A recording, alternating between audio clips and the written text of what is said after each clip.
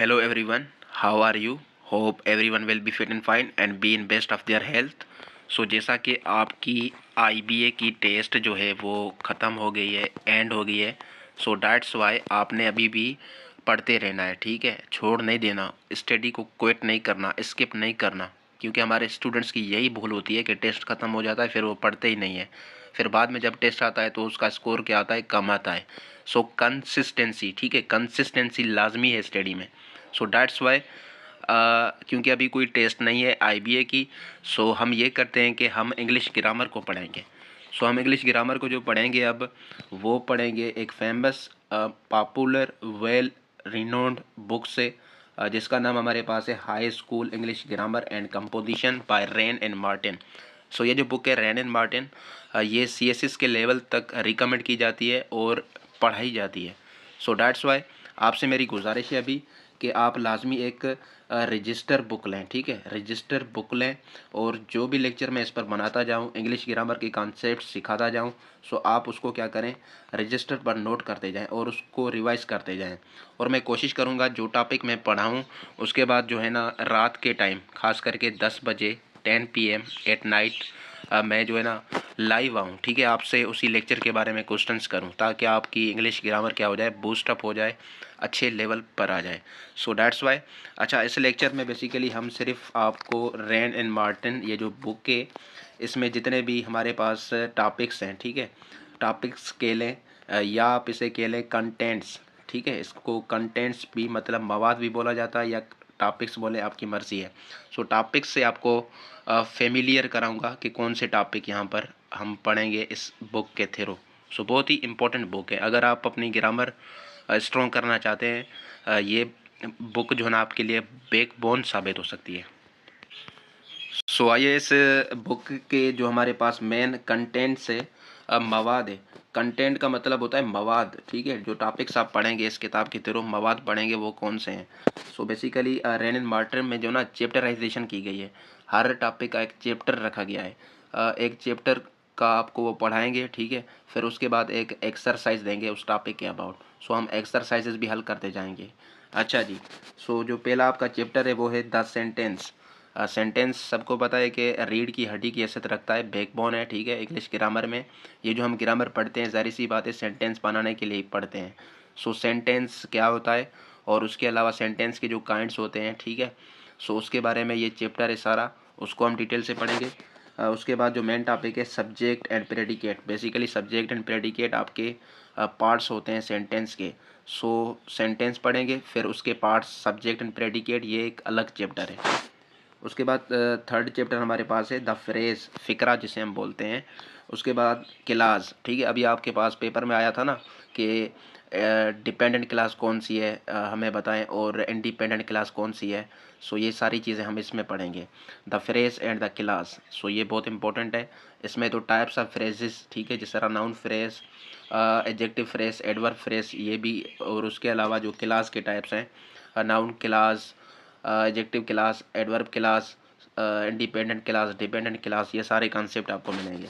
उसके बाद parts of speech, इस बुक की बहुत इंपॉर्टेंट है. पार्ट्स ऑफ स्पीच, यहाँ पर सिर्फ डेफिनेशन से काम नहीं चलता, ठीक है, इस बुक में डिटेल से आपको बताया गया है कि किस तरह कॉन्सेप्ट यूज़ करते हैं हम, किसका, पार्ट्स ऑफ स्पीच का. क्योंकि हमारी सोच होती है कि एक वर्ड जो है, एक लफ्ज़ अगर लिखा हुआ है, सो अगर वो नाउन है तो नाउन ही होगा, ऐसे नहीं है. English is all about context, ठीक है. सो कॉन्टेक्स्ट के मुताबिक हम पार्ट्स ऑफ स्पीच का तयन करते हैं. So that's very crucial. Parts of speech इस बुक से पढ़नी है हमने, ठीक है, सीखनी है.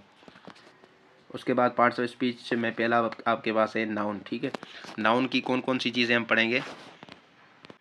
सो नाउन की कौन कौन सी चीज़ें हम पढ़ेंगे. काइंड्स ऑफ नाउन, ये जो आपको डिफरेंट काइंड्स ऑफ नाउन नज़र आते हैं, जिस तरह प्रॉपर नाउन, कॉमन नाउन, और abstract noun, material noun, collective noun, और उसके अलावा diminutive noun, concrete nouns, non concrete nouns, ये सारे कॉन्सेप्ट आपको यहाँ पर मिल जाएंगे.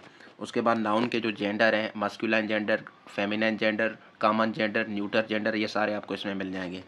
उसके बाद जो नाउन के जो नंबर है, चैप्टर 7 है singular nouns and plural nouns, उसकी प्लूरल किस तरह इसकी फॉर्मेशन होती है, सो वो सारा कुछ पढ़ेंगे. उसके बाद नाउन के केसेस होते हैं, ठीक है, सब्जेक्टिव केस, पॉजिटिव केस, और उसके अलावा एपोस्ट्रोफी वगैरह का कॉन्सेप्ट, ऑब्जेक्टिव केस नाउन किस तरह होगा, ये सारी चीज़ें हम पढ़ेंगे। उसके बाद हम पढ़ेंगे पार्ट्स ऑफ स्पीच किसको, नाउन को ख़त्म करने के बाद एडजेक्टिव को। सो एडजेक्टिव एक इम्पॉर्टेंट टॉपिक है। एडजेक्टिव क्या करता है, क्वालिफाई करता है, ठीक है, नाउन और प्रोनाउन को, उसको डिस्क्राइब करता है, नाउन और प्रोनाउन को उसके बारे में बताता है। सो बेसिकली ये मॉडिफाई करता है किसको, नाउन और प्रोनाउन को। सो इसके बारे में हम डिटेल से पढ़ेंगे चैप्टर नंबर 9 में आई थिंक। उसके बाद जो 10th हमारे पास है कंपैरिजन ऑफ एडजेक्टिव्स, ये बहुत आपके क्वेश्चंस भी आए अभी IBA वाली टेस्ट में, ठीक है, कि positive degree, comparative degree, superlative degree, उनकी फार्मेशन और ये फिर किस तरह हम इसको करेक्ट वे से बना सकते हैं, फार्मेशन कर सकते हैं और सेंटेंस में यूज़ कर सकते हैं। उसके अलावा एडजेक्टिव्स यूज्ड एज नाउन्स, आपके एडजेक्टिव्स भी यूज़ हो सकते हैं एज नाउन्स, वो किस तरह होंगे ये भी हम पढ़ेंगे चैप्टर 11 में। उसके बाद चैप्टर 12 में आपके पास है पोजीशन ऑफ एडजेक्टिव्स, ठीक है, एडजेक्टिव की जो पोजीशंस होती हैं, जिस तरह आपने पढ़ा होगा एट्रीब्यूटिव एडजेक्टिव्स और प्रेडिकेटिव एडजेक्टिव्स।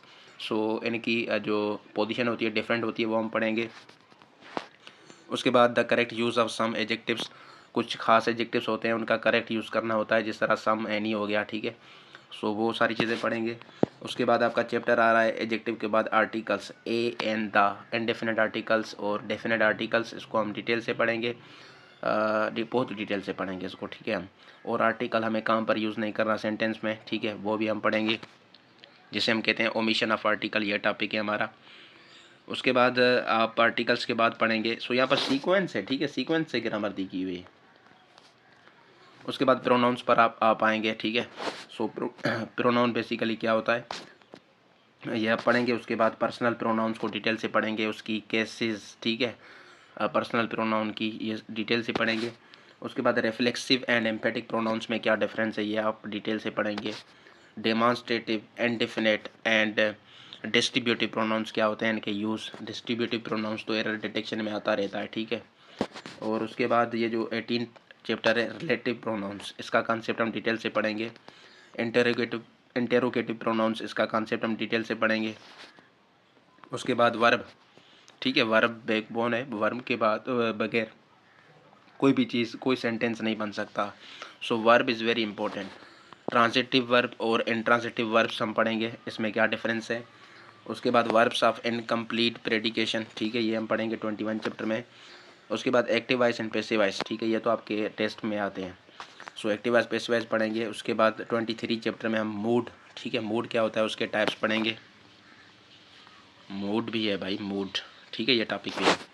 उसके बाद मोस्ट इंपॉर्टेंट टॉपिक टेंसेस, हम टेंसेस पढ़ेंगे, उसका इंट्रोडक्शन चैप्टर 24 में। 25 में हम पढ़ेंगे the use of the present and past tenses, ठीक है, ये जो आपके टेंसेस हैं, present indefinite tense, present continuous tense, present perfect tense, present perfect continuous, और उसके बाद past indefinite tense, past perfect, past continuous, past perfect continuous, सारी चीज़ें। उसके बाद फ्यूचर टेंसेस को भी हम पढ़ेंगे।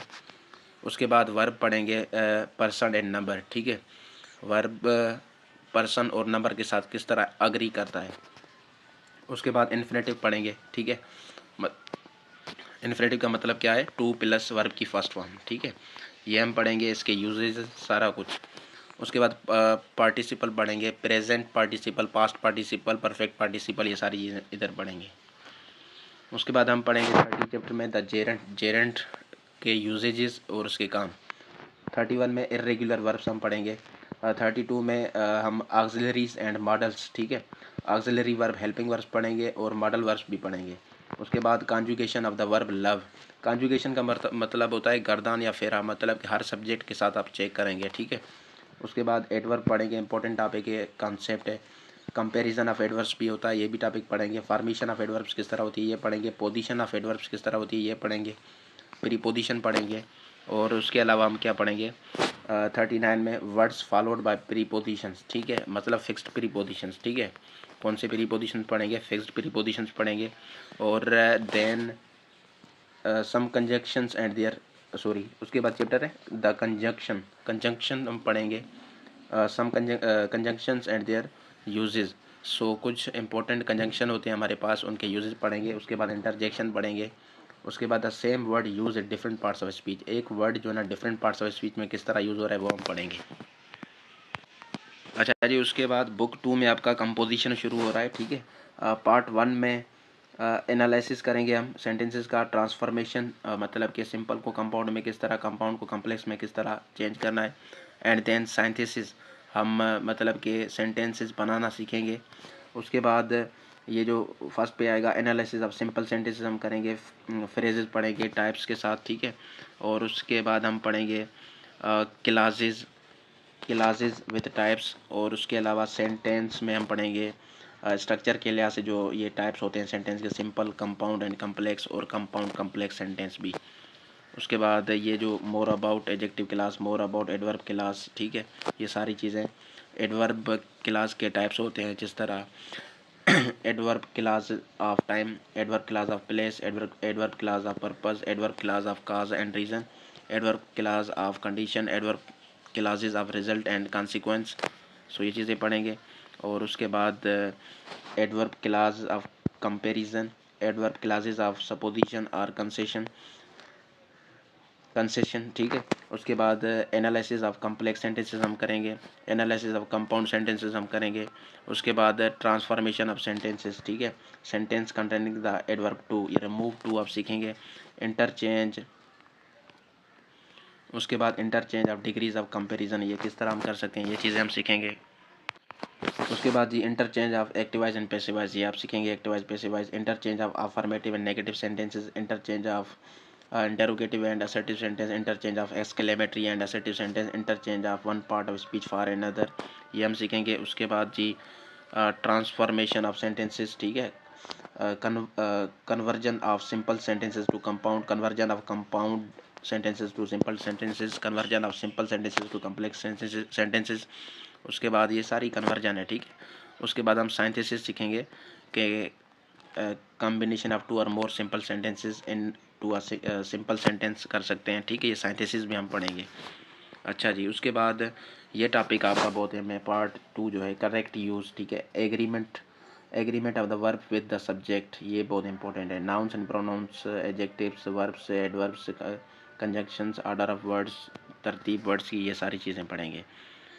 उसके बाद ये आपके इडियम्स हैं, ठीक है, पंचुएक्शन हम पढ़ेंगे, स्पेलिंग रूल्स पढ़ेंगे, फॉर्मेशन ऑफ वर्ड्स पढ़ेंगे, फिगर्स ऑफ स्पीच भी पढ़ेंगे। उसके बाद स्ट्रक्चर्स में वर्ब के patterns, question tags, short answers, more structures हम पढ़ेंगे। उसके बाद ये जो सेशन है रिटन कंपोजिशन, इसमें आपको पैराग्राफ लिखना, एसे लिखना, स्टोरी लिखना और लेटर लिखना, और उसके अलावा डिफरेंट चीज़ें ईमेल वगैरह लिखना, उसके बारे में सिखाया जाएगा, ठीक है। सो ये चीज़ें हम पढ़ेंगे। सो ये था कंटेंट आज का लेक्चर, आप रजिस्टर अपने पास लाजमी रखें। Thank you, have a nice day.